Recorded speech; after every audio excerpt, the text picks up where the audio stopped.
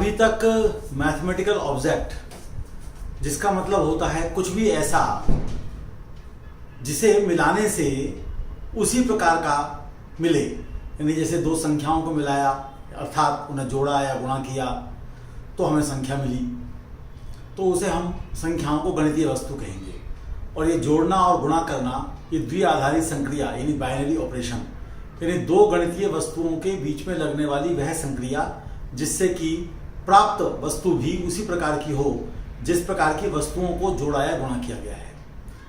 तो आज हम गणितीय वस्तु के नाम पर अवयव यानी कि मैट्रिसेस ले रहे हैं और जो द्विआधारी संक्रिया है बाइनरी ऑपरेशन उसे प्लस और इनटू ले रहे हैं।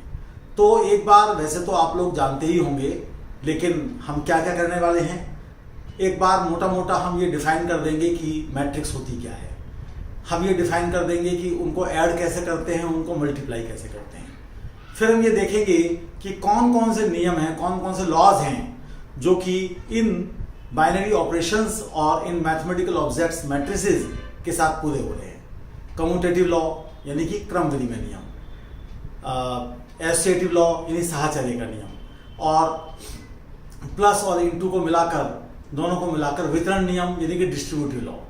और फिर हम ये देखेंगे कि क्या यहाँ पर एडिशन के रेस्पेक्ट में आइडेंटिटी है, क्या मल्टीप्लिकेशन के रेस्पेक्ट में आइडेंटिटी है, और यदि वे हैं तो क्या मल्टीप्लिकेशन के रेस्पेक्ट में इन्वर्स है, क्या एडिशन के रेस्पेक्ट में इन्वर्स है। और ये जो सारा कुछ हम कर रहे हैं ये पहले हम इससे पहले मैथमेटिकल ऑब्जेक्ट नंबर्स के साथ कर चुके हैं, उसको आपने देखा ही था कि किस प्रकार से किया, और सेट्स के साथ भी हम कर चुके हैं। हालांकि सेट्स में ऑपरेशन प्लस और इनटू या इस प्रकार के नहीं होते हैं, यूनियन या इंटरसेक्शन या सिमेट्रिक डिफरेंस यानी सममित अंतर ये होते हैं, लेकिन वहां पर भी इसी प्रकार की बातें थी। और ये जो सारी बातें हैं ये हमको अल्टीमेटली जो बीएससी लेवल पर ग्रुप थ्योरी पढ़ाई जाती है और जिसमें हमारे देश के, और मैं स्वयं भी उसका एक उदाहरण रहा हूँ, बहुत परेशानी अनुभव करते हैं क्योंकि उसके पहले का जो एक बीएससी का ग्रुप पढ़ना और कक्षा 11-12 की पढ़ाई के बीच में जो एक पुल होना चाहिए, ब्रिज होना चाहिए, वो नहीं है। तो ये जो चीज़ें आपको बताई जा रही हैं ये उसका एक ब्रिज है। तो इसलिए अगर आप इनको बखूबी समझेंगे तो ग्रुप थ्योरी ना केवल आपको समझ में आएगा बल्कि आप उसमें आनंद भी ले सकेंगे। तो मैं अपने काम को प्रारंभ करता हूँ। हम कोई भी एक सेट ले लेते हैं और सेट ऐसा होना चाहिए जिसमें कि ये विशेषता हो कि यदि उसके नंबर्स, उसके एलिमेंट्स को हम ऐड करें तो भी वो उसी प्रकार का हमें नंबर मिले, मल्टीप्लाई करें तो भी उसी प्रकार का नंबर मिले। अगर हम उसमें देखें तो एडिटिव आइडेंटिटी भी हो, मल्टीप्लिकेटिव आइडेंटिटी भी हो, एडिटिव इनवर्स भी हो, नॉन जीरो एलिमेंट का मल्टीप्लिकेटिव इनवर्स भी हो, और फिर साथ साथ वहां पर डिस्ट्रीब्यूटिव लॉ भी होल्ड कर रहा हो, तो ऐसा कोई भी सेट हम ले लें उसे आमतौर पर हम फील्ड कहते हैं। तो एफ हमने कोई फील्ड लिया यानी जिसको हम क्षेत्र कहते हैं, और इसके बहुत सारे एग्जाम्पल हैं जैसे Q है, R है, C है, और भी कुछ एग्जाम्पल हो सकते हैं। अब जैसे आप Q को लीजिए, अगर आप इसके दो नंबर को ऐड करेंगे तो Q का ही एलिमेंट मिलेगा, मल्टीप्लाई करेंगे तो Q का ही एलिमेंट मिलेगा। कम्यूटेटिव लॉ भी यहाँ पर है विद रिस्पेक्ट टू एडिशन। तो तमाम जो बातें मैंने आपको बताई जो हमें आवश्यकता पड़ती है वो सारी की सारी Q में है, वो सारी सारी R में है, वो सारी सारी C में है। तो अब हम क्या करते हैं, कैसे बनाते हैं आव्यूह। तो आव्यूह को आमतौर पर रोमन के कैपिटल लेटर से रिप्रेजेंट किया जाता है। तो A जैसे मान लीजिए मैंने लिखा। अब हमें ये तय करना होता है कि इसमें कितनी हमको पंक्तियां रखनी है और कितने स्तंभ रखने हैं। तो पहले मैं बहुत आसान 2x2 का ले लेता हूं।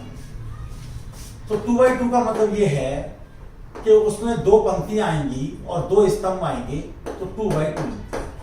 तो यहां पर जो एलिमेंट्स आएंगे या तो वो चारों एलिमेंट इसके हों या इसके हों या इसके हों या कोई और फील्ड हो उसके हो। तो जैसे मान लीजिए मैंने इसके ही एलिमेंट लिए, 2 ले लिया, -1 ले लिया, 3/2 ले लिया और 5 ले लिया। तो ये मेरे पास 2x2 की एक आव्यूह हो गई। इसी प्रकार से कोई आव्यूह मैंने B ले ली और मैंने तय किया कि मैं उसमें 2 तो रो रखूंगा और 3 कॉलम रखूंगा और मैं C के एलिमेंट लूंगा। तो मैंने 2 ले लिया, 3 माइनस आयोटा ले लिया, 1 प्लस आयोटा ले लिया, -√2 ले लिया। ये इस प्रकार की हो गई। अब इसमें 2 रो हैं और 3 कॉलम होने चाहिए, तो थोड़ा सा हमें इसे चेंज करना पड़ेगा, हमें 1 कॉलम और लेना होगा इसमें, तो 1 कॉलम और लेते हैं। तो दिस इज ओवर Q, यानी इसकी एंट्रीज Q में है, और यहां पर हमने -1 प्लस आयोटा और एक हमने जो है √2 प्लस या √3 प्लस 3 आयोटा, ऐसा करके ये हमारे पास 2 रोज और 3, और ये हो गई over set of complex numbers. तो इस प्रकार से तरह तरह की आव्यूह हमारे सामने आएंगी, उसमें उसका जो पंक्ति है और उसके स्तंभ हैं उसकी बात हम करेंगे, और साथ साथ हम ये बात करेंगे कि ओवर क्या है, यानी कि उसकी एंट्रीज जो हैं किस फील्ड से आ रही है। ये 2 बातें हमारे सामने रहेंगी। अब हम जरा एक बार ये समझ लें कि इनको हम ऐड कैसे करते हैं और मल्टीप्लाई कैसे करते हैं। तो जहां तक एडिशन की बात है, तो एडिशन में ये आवश्यक है कि दोनों आव्यूह समान क्रम की हों, यानी जैसे मैं पहली मैट्रिक्स ले लूं A, और वो मैंने A B C D E F, तो ये मेरे पास 2 रो हैं, 2 पंक्ति हैं और 3 स्तंभ है, 2x3 का है। तो और मैं B, वो भी कोई ले लूं मैं, अल्फा बीटा गामा डेल्टा और एप्सिलॉन और फाइव, मान लीजिए मैंने ये, तो मैं इन दोनों मैट्रिसेस को ऐड कर सकता हूं। ऐड करने का जो नियम है इनका, यानी ये मेरे पास बाइनरी ऑपरेशन हो जाएगा यदि मुझे इनको ऐड करके भी इसी प्रकार की कोई आव्यूह मिले। तो वो मेरे पास कैसे परिभाषित है, ये पहली रो और पहली पंक्ति का अवयव है, तो यहां पर ये अल्फा है, तो संगत जो अवयव हैं उनको हम जोड़ते हैं, B plus beta, C plus gamma, D plus delta, E plus epsilon, F plus 5, ये इस प्रकार से हम इनको ऐड करते हैं। तो ये सबसे आसान यहां पर एक संक्रिया है, बाइनरी ऑपरेशन है। अब जो मल्टीप्लाई वाली बात है उसको हम अगले वीडियो में देखेंगे। इसके साथ देख लेते हैं कि एडिशन के साथ हमारी क्या बातें पूरी हो रही हैं। तो हम पहले बता चुके हैं ये ABCD या अल्फा बीटा गामा डेल्टा ये किसके एलिमेंट्स हैं, किसके अवयव हैं, तो फील्ड के एलिमेंट हैं। फील्ड की क्या विशेषता है कि उसमें हम अगर कोई ऑपरेशन लेते हैं तो 2 ऑपरेशन लेते हैं, एक एडिशन का और एक मल्टीप्लिकेशन का। एडिशन के साथ सारी बातें पूरी होती हैं जो हम सोच सकते हैं। एक तो बाइनरी ऑपरेशन है, यानी उन्हें ऑपरेट करने से जो अवयव मिलता है वो उसी समुच्चय में मिलता है। दूसरी बात यह है कि उसमें मल्टीप्लिकेटिव आइडेंटिटी है, एडिटिव आइडेंटिटी है, मल्टीप्लिकेटिव इनवर्स है, एडिटिव इनवर्स है, एसोसिएटिव लॉ है, कम्यूटेटिव लॉ है, डिस्ट्रीब्यूटिव लॉ है। ये सारी बातें इन अवयवों के लिए पूरी होती हैं, यानी ये सब अवयव भी उसी फील्ड के एलिमेंट्स हैं। तो अब हम थोड़ा सा देखना चाहेंगे कि ये कुछ बातें जो हम अभी तक देखते रहे हैं मैथमेटिकल ऑब्जेक्ट्स के बारे में, संख्याओं में हमने देखा और इसके बाद हमने जो है समुच्चयों में देखा। अब हम उसको देखना चाहेंगे कि वो अवयव में कितना पूरा हो रहा है। तो पहली बात हम देखना चाहेंगे कि क्रम विनिमय नियम, और अभी एडिशन की बात कर रहे हैं केवल, इसे अंग्रेजी में कम्यूटेटिव लॉ कहते हैं। तो इसके अंतर्गत हमको क्या देखना है कि A plus B equal to question mark है अभी B प्लस A है या नहीं। तो आप देख सकते हैं ये ठीक है। दूसरी बात हम देखते हैं साहचर्य नियम। आपको ये बातें अजीब लग सकती हैं कि क्या ये तो छोटी छोटी बातें हो रही हैं, लेकिन इनका बड़ा महत्व है। तो उसमें साहचर्य नियम में हम क्या देखते हैं, जिसे हम अंग्रेजी में एसोसिएटिव लॉ कहते हैं, क्योंकि ये बातें सब जगह पूरी नहीं होंगी। जैसे जैसे हम आगे बढ़ेंगे तरह तरह के मैथमेटिकल ऑब्जेक्ट्स हमारे पास आएंगे, तो आप देखेंगे ये बातें हमेशा नहीं पूरी होती हैं।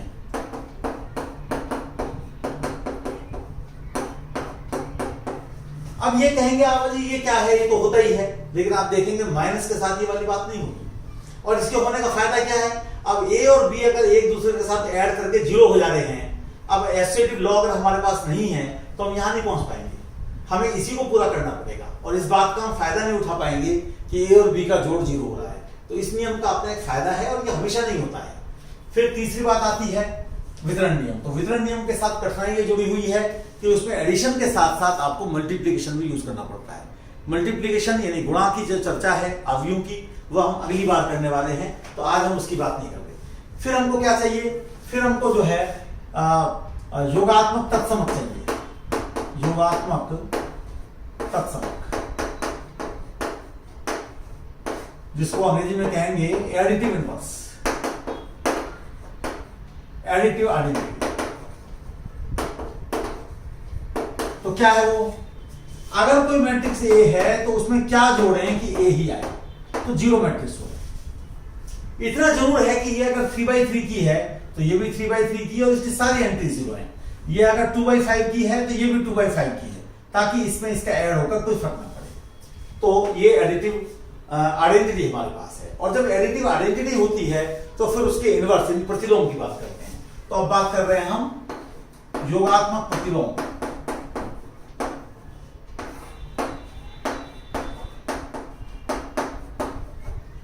योगात्मक प्रतिलोम, एडिटिव इनवर्स।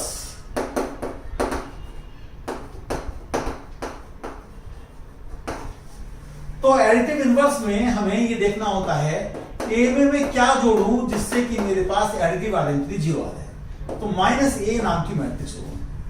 -a नाम की मैट्रिक्स का मतलब है ए की सभी एंट्रीज का नेगेटिव कर दो, क्योंकि उसको जब आप इसमें जोड़ोगे तो सारे एंट्री जीरो हो जाएंगे। तो एडिटिव इनवर्स हमेशा आपके पास होता है। तो ये भी हमें जो है ध्यान रखने वाली बात है कि ये सारी की सारी चीजें हमारे सामने हो रही हैं। तो द्विआधारी संक्रिया प्लस के साथ हमने इन सब चीजों को देखा। और अब एक नई चीज यहां पर है जिसको हम कहते हैं स्केलर मल्टीप्लिकेशन। तो स्केलर मल्टीप्लिकेशन को हम एक बार फिर से उसको समझ लें, यानी इसको हम अदिश गुणन कहेंगे और ये वेक्टर वाला नहीं है। जैसे अदिश गुणन का मतलब है स्केलर मल्टीप्लिकेशन।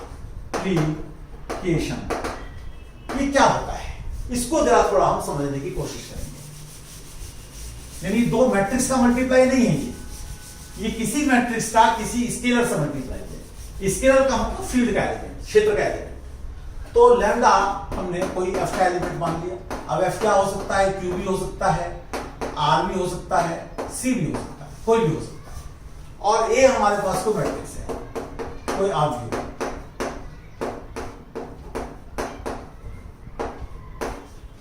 तो हम यहां पर ये देख सकते हैं कि अगर मैं लैम्डा ए की बात करूं तो लैम्डा ए क्या है, कैसे प्राप्त हुआ। तो जैसे कोई एग्जांपल ले लेते हैं। ए का एग्जांपल ले लिया हमने, मान लीजिए 1 2 3 4, और हम जो है लैम्डा को ले लेते हैं मान लीजिए कि -2। तो लैम्डा ए जब आप करेंगे तो आप -2a कर रहे हैं, जिसका मतलब है ये, और जिसका मतलब है कि -2 को अंदर की सारी एंट्री से मल्टीप्लाई कर दो, -2 -4 -6 -8। तो ये एक नई चीज है और ये बाइनरी ऑपरेशन नहीं है। ये ऑपरेशन बाइनरी ऑपरेशन नहीं है। क्यों? क्योंकि बाइनरी ऑपरेशन के लिए जरूरी है कि परिणाम हमको अवयव मिल रहा है, लेकिन दोनों अवयव जो हैं ये हमारे अवयव नहीं है। तो ये जो हमारे पास बीच में ऑपरेशन है डॉट, ये हमारे पास द्विआधारी संक्रिया नहीं है। ये केवल एक जानकारी के लिए बता दिया गया है। तो इतनी जानकारी मैंने एडिशन के बारे में आपको दी है। आज हम मल्टीप्लिकेशन की एक शुरुआत बस कर देते हैं और उसको ज्यादा विस्तार से हम अगली बार समझेंगे, और उसके जो नियम है उनको भी हम देखेंगे, और फिर कुछ समीकरणों को भी हम हल करेंगे। कैसे हम मल्टीप्लाई करते हैं दो मैट्रिक्स को, ए और बी का हमको मल्टीप्लाई करना है, बीच में हम डॉट जैसा लगा दें या मल्टीप्लाई का निशान लगा दें। तो इसमें विशेषता ये होती है कि ये अगर m/n ऑर्डर का है तो इसका मतलब n इसमें रोज है, n कॉलम है, n पंक्तियां हैं, n स्तंभ है। तो यहां पर n से शुरू करना पड़ेगा और फिर आप चाहे कुछ भी कर सकते। यानी कि आपके पास ये चीज दोनों मैच करनी चाहिए। Number of columns of first matrix should be equal to number of rows of second matrix. और ये इसलिए क्योंकि हमारी जो गुणा है, मल्टीप्लाई है, वो एक खास प्रकार से परिभाषित है। आप ये भी पूछ सकते हैं कि ये खास प्रकार से क्यों परिभाषित है, उसके बारे में भी चर्चा कर सकते हैं अगर आप कमेंट में लिख के पूछेंगे तो अब हम देखते हैं कि हमारे पास कैसे ये मल्टीप्लाई होता है। तो अभी मैं सुविधा की दृष्टि से ए को केवल ऐसे लिख देता हूं A11 A12 A21 A22। ये लिखने का एक खास तरीका है। देखिए जैसे ये है, इसमें पहला जो डिजिट है वो हमें बताएगा रो नंबर, तो दूसरी रो है, और दूसरा जो डिजिट है वो बताएगा कॉलम नंबर। तो ये विशेषता होती है। अभी 2x2 की है, तो मुझे यहां पर जो लेनी पड़ेगी वो मुझे ऐसी लेनी पड़ेगी कि जिसमें कि रोज जो है वो 2 हों, कॉलम आप 3 4 कुछ भी रख लीजिए। मान लीजिए कि आपने 3 रखा, तो इसमें जो है बी से हम शुरू कर देते हैं। B11 B12 B13 B21 B22 B23। अब कैसे हम इनको मल्टीप्लाई करेंगे, A इंटू बी या A क्रॉस बी, ऐसा करेंगे मर्जी आपकी, उससे कोई फर्क नहीं पड़ता। तो उसका तरीका ये है कि जो पहली पंक्ति है उसका पहले कॉलम से मल्टीप्लाई होगा, और उससे जो आपको एंट्री मिलेगी वो कहलाएगी C11। फिर पहली रो का दूसरे कॉलम से मल्टीप्लाई होगा, वो कहलाएगा C12 एंट्री। फिर पहली रो का तीसरे कॉलम से मल्टीप्लाई होगा, वो कहलाएगा C13। फिर दूसरी रो का पहले कॉलम से मल्टीप्लाई होगा, C21। फिर पहले दूसरे रो का दूसरे कॉलम से मल्टीप्लाई होगा, C22। ये C ज्यादा बन गया बड़ा, स्मॉल C है ये। और फिर दूसरी रो का तीसरे कॉलम से मल्टीप्लाई होगा, C23। अब ये कैसे आता है इसको थोड़ा सा हम देख लेते हैं। तरीका ये है, पहली रो का जब इससे मल्टीप्लाई होगा तो जैसे वेक्टर्स का डॉट प्रोडक्ट लेते हैं, वेक्टर्स का अदिश गुणन होता है, उस प्रकार से करेंगे। तो ये आएगा A11 B11 प्लस इसका इससे मल्टीप्लाई A12 B21, ये मेरे पास C11 है। अब मुझे जैसे मान लीजिए कि C23 चाहिए, तो C23 का मतलब है इसकी दूसरी रो को इसके तीसरे कॉलम से मल्टीप्लाई करेंगे, और ये यहां पर आएगा कहीं। तो ये कितना आएगा, A21 B13 प्लस A22 और B23, और ये यहां पर मेरी मैट्रिक्स जो है ये बन जाएगी। आप कहेंगे कि यहां की एंट्री क्या होगी, फिर आप कहेंगे यहां की एंट्री क्या होगी, यहां की एंट्री क्या होगी, यहां की एंट्री क्या होगी।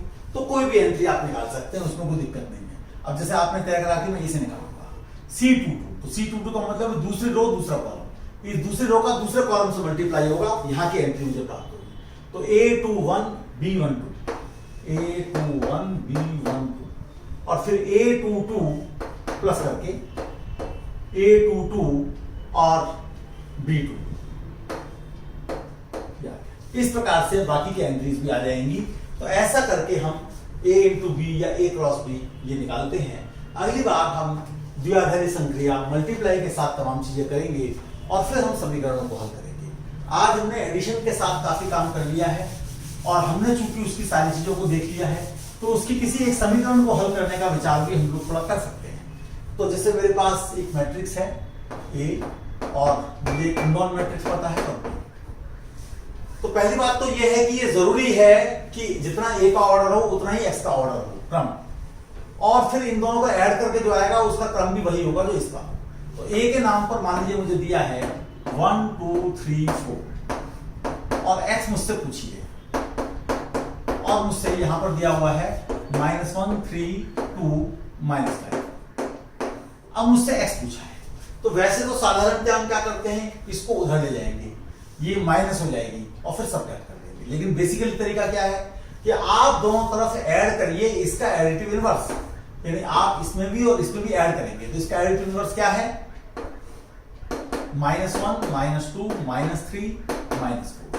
इसे आप ऐड कर रहे हैं इसमें 1 2 3 4 प्लस X, और इधर की तरफ भी आप प्री शुरू -1 -2 -3 -4 और ऐड कर रहे हैं इधर की तरफ -1 3 2 -5। और फिर आप एससीडी लॉ लगाएंगे, इनको पास में लाएंगे, दोनों को ऐड करेंगे और इधर भी इन दोनों को ऐड करेंगे। फिर जो आपके पास आएगा उसका एडिटिव इनवर्स लेंगे और उस एडिटिव इनवर्स को फिर आप यहां तो ये 0 0 मैट्रिक्स बन जाएगी, ऐड होकर 0 आ जाएगा, उधर जो भी है आपका आंसर आ जाएगा।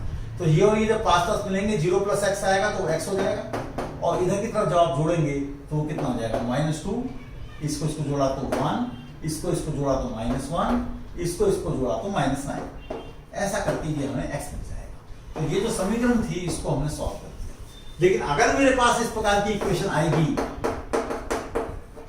जिसमें मुझे a पता है, b पता है, x मुझे निकालना है, तो मैं अभी के स्तर पर नहीं निकाल पाऊंगा, क्योंकि अभी जो मेरे पास बातें हैं वो मैंने करी नहीं है। सब के सब मैंने केवल ये डिफाइन किया है कि कैसे दो अवधियों को मल्टीप्लाई करते हैं।